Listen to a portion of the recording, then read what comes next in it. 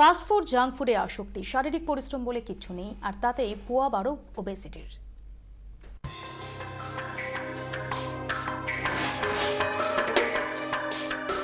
কি খেতে ভালো লাগে?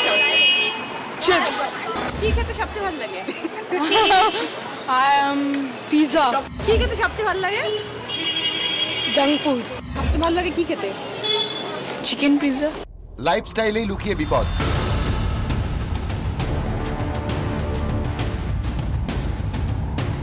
কোক, চিপস, পিৎজা এইসব খেয়ে পেট ভরায়। প্রতিদিন বদলে যাওয়া জমানায় বড় অদ্ভুত এদের লাইফস্টাইল। দৈনন্দিন জীবনে সবটাই যেন রেডিমেড হলে ভালো হয়। শিশুর বিকাশে খেলাধুলোর গুরুত্ব অপরিসীম, তাই আদিকাল থেকে পড়াশোনার সঙ্গে শরীরচর্চাও সমানভাবে গুরুত্ব পেয়ে এসেছে। কিন্তু এখনকার শিশুদের জীবনশৈলী থেকে খেলাধুলো শব্দটাই যেন বাদ পড়ে গেছে। কেন যে মামাকে সবসময় পড়ায়, খেলাধুলা নেই।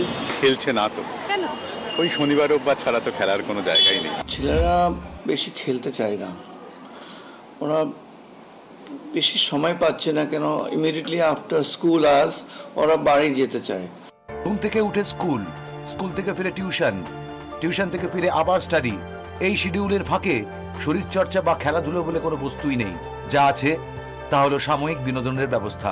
পুরোটাই ভার্চুয়াল ওয়ার্ল্ডে বসে থাকে বলে বেশিরভাগ সময়, এবং পড়াশোনা ইত্যাদি তার একটা সময়, সব মিলিয়ে ওয়েট গেইন করার টেন্ডেন্সি ভীষণ বেড়ে গেছে। শহর থেকে হারিয়ে যাচ্ছে খেলার মাঠ। ফ্ল্যাট বাড়ির নিচে চিলতে গ্যারেজ অথবা এক ফালি ছাদই এখন খেলার জায়গা, কিন্তু সেখানেও তো ভাটা।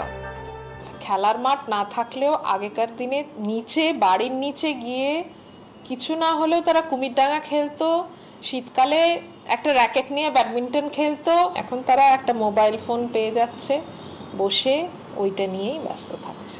যেরকম আমরা মার্কস দেয় একাডেমিক্সের জন্য, আমরা একটা সিস্টেম বার করেছি যে অ্যাক্টিভিটিস যারা পার্টিসিপেট করবে ওটার উপরে মার্কস পাবে। ছোটরাই আগামীর ভবিষ্যৎ, তাদের সুস্থ বিকাশের জন্য উদ্যোগী হতে হবে বড়দেরই। বদলাতে হবে ফুড হ্যাবিট, বদলাতে হবে লাইফস্টাইল, তবেই ওবেসিটির মতো নীরব ঘাতকের মোকাবিলা করা সম্ভব।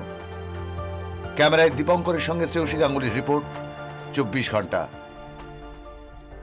আমি ডক্টর চৌধুরীর কাছে এখানে আসবো। এক তো হচ্ছে শরীরচর্চা প্রায় নেই, তার উপর যে ফুড হ্যাবিট, আমরা দেখছি যে বাবা মা মহার্ঘ টিফিন দিচ্ছেন, কিন্তু তার হয়তো গুণের থেকে, খাদ্য গুণের থেকে তার নেতিবাচক দিকটা বেশি। ঠিক ঠিক। এবং এক্ষেত্রে একটা আমার মনে হয় ইম্পর্টেন্ট ইস্যু যেটা শুরু হয় হচ্ছে একদম নিউবর্ন এজ গ্রুপ থেকে। তো সেখানে ইম্পর্টেন্ট ইস্যু যেটা, সেটা হচ্ছে ব্রেস্ট ফিডিং। এই ব্রেস্ট ফিডিং যদি আমরা প্রথম থেকে শুরু করি, সেটা একটা প্রিভেনশন হিসেবে কাজ করে। কারণ ব্রেস্ট ফিডিংয়ের থ্রুতে যেটা হয়, মা যে খাবারগুলো খাচ্ছে সেইগুলোর এক একটা করে ইনপুট বেবির মধ্যে ঢোকে, এবং সেইটা পরবর্তীকালে তাদের বিভিন্ন ধরনের খাবার খেতে বেশি মাত্রায় আগ্রহ প্রকাশ করে। বিসাইড দিস, যেটা প্রবলেম দাঁড়ায় যে বেবি ফুডের বদলে আমরা ওই টপ মিল্কগুলো যদি দিতে থাকি, তখন সেখানে ওবেসিটি হওয়ার চান্সেস বেশি হয়। পরবর্তীকালে যেটা হয় যে পেস্টার এফেক্ট হয়। পেস্টার এফেক্ট বলতে যেখানে বোঝায় যে মা বাবার যদি সিঙ্গেল চাইল্ড হয়, সেই বেবি ফোর্স করছে যে কী খাবো কী খাবো না, রাদার দেন মা বাবা ডিসাইড করছে কী হেলদি ফুড দেবো কি দেবো না।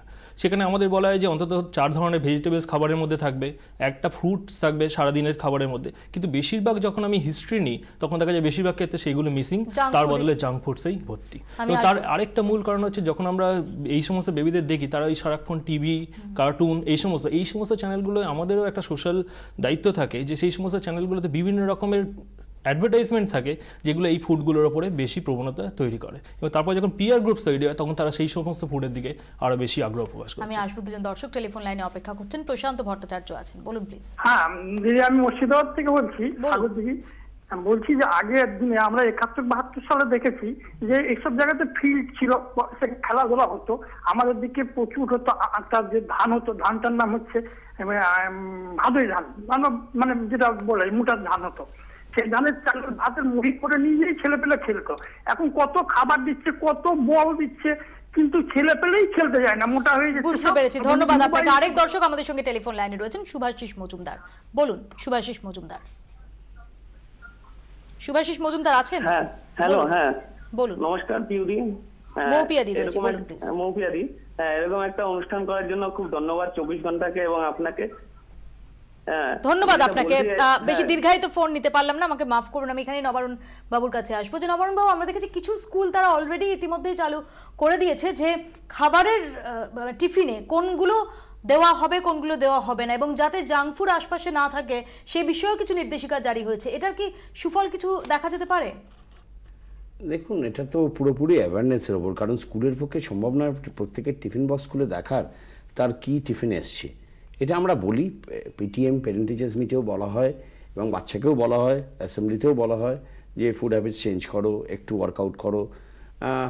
এবারে এটা বেসিক্যালি এটা একটা সোশ্যাল অ্যাওয়ারনেস যেটা আনতে হবে, যে খেলাধুলো করাতে হবে এবং ফুড, হ্যাঁ ডেফিনেটলি একটি বাচ্চা এইসব পিৎজা বা এই ধরনের জিনিস, সফট ড্রিঙ্কস এসব খেতে চাইবেই।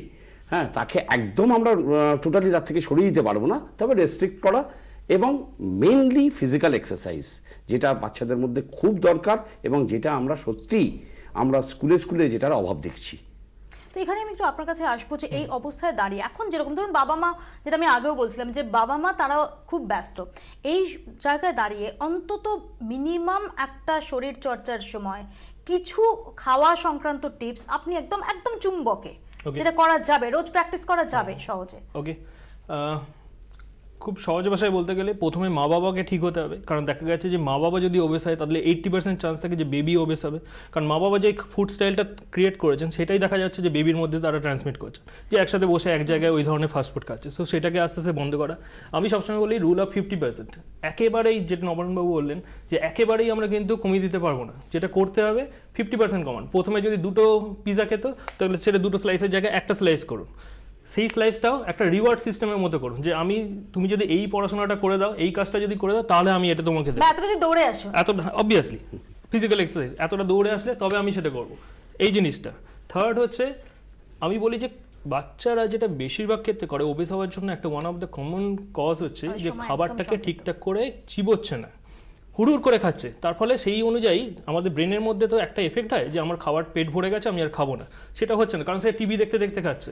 একেবারে এই সমস্ত দিকগুলো নজরে রাখা দরকার, কারণ আজকে যখন আমরা ভাবছি যে একটু আদর যত্নে একটু ভালো মন্দ খাওয়া দাওয়ার কারণে বাচ্চা হয়তো হেলদি হচ্ছে, হেলদি আর ওভারওয়েট হওয়াটা কিন্তু এক নয়।